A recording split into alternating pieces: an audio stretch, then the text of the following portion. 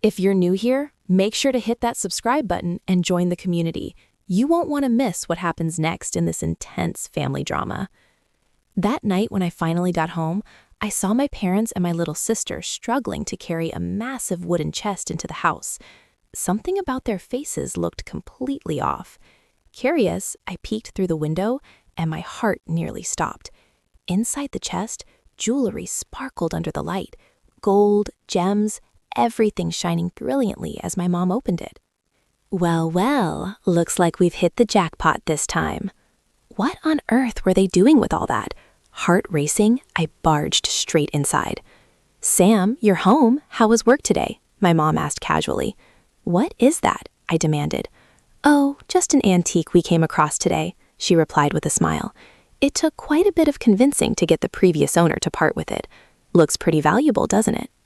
Maybe I was overthinking things. I was exhausted from work after all.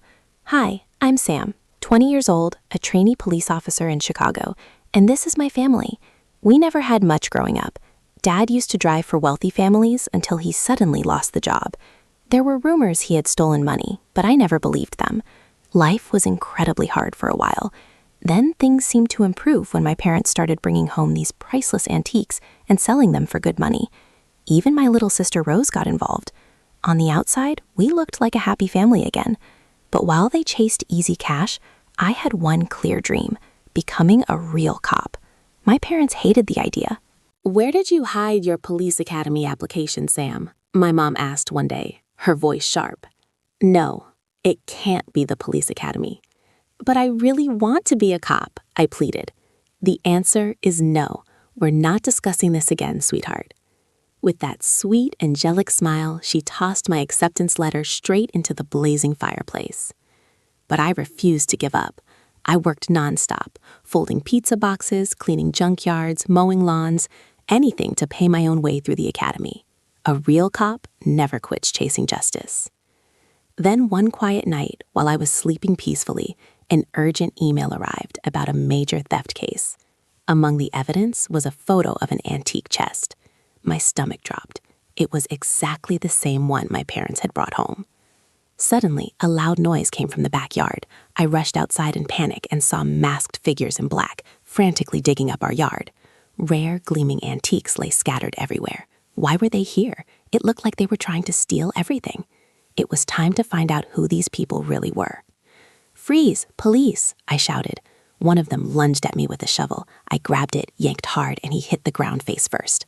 The last one tried to run. No way, I yelled, until a familiar voice stopped me cold. Stop, Sam, you might hurt Rose. Was that my mom? Dad? Mom? Rose? I stammered. Can someone please explain what's going on? See, I told you to be gentle so we wouldn't wake her, my dad muttered. I stood there stunned as the truth came out. Listen, Sam, this might be hard to hear, but we stole them. What? My world shattered. I know, just don't blow this out of proportion, my mom pleaded. How could you do this to me? I'm training to be a cop. That's exactly why we never wanted you to become one, my dad said quietly. You'll never understand. We did it all for the family. But this was a crime.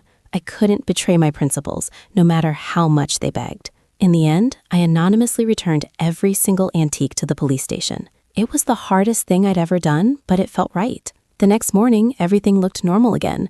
Dad reading quietly on the sofa, Mom making breakfast in the kitchen, and Rose munching on her cereal. It was as if the whole night had been nothing but a bad dream.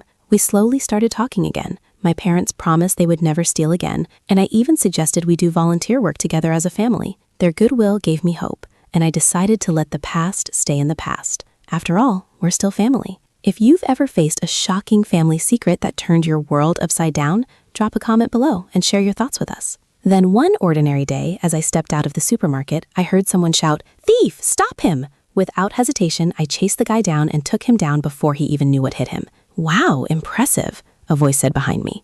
I turned. It was Jake. "Oh, it's you. No big deal. Just doing my job. Hey, don't rush off. At least let me thank you properly." "I told you it's fine." "Oh, please." "All right, fine. Here's the thing.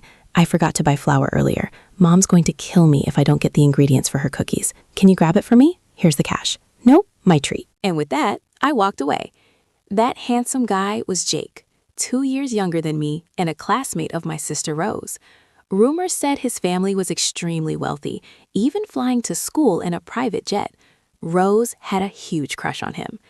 Jake had visited our house several times and seemed unusually close to my parents, almost like their personal assistant. He often brought gifts and had long private conversations with them. The strangest part? Sam bought you coffee. Have a great day. Then he turned to me with a charming smile.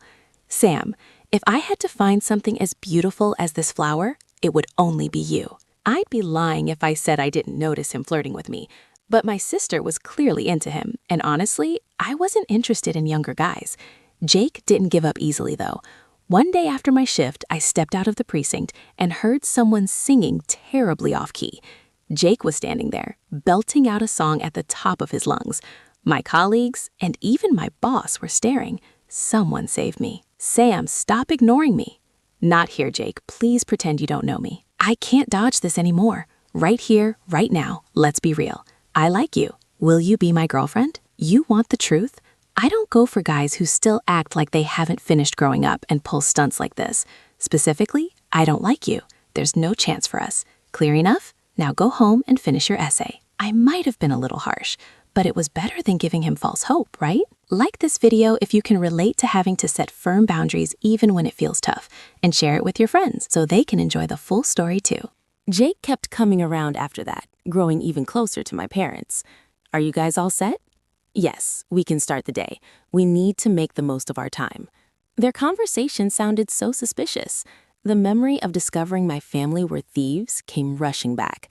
I couldn't let them fall back into old habits, so I quietly followed Jake and my parents when they left the house. They crossed the street and suddenly slipped into an alley.